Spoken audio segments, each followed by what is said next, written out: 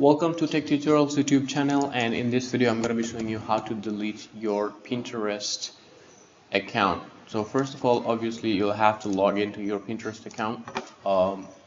Once you log in to your Pinterest account, then you'll want to go to the settings. Let me show you right now. Just go to the settings, click here.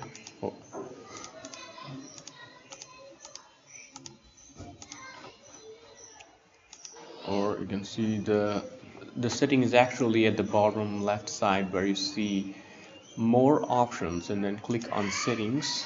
If you click settings, in most cases you will see the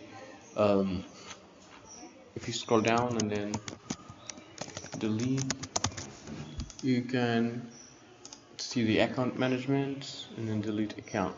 So you can deactivate if you want to, but we're gonna be deleting this account. So click on delete.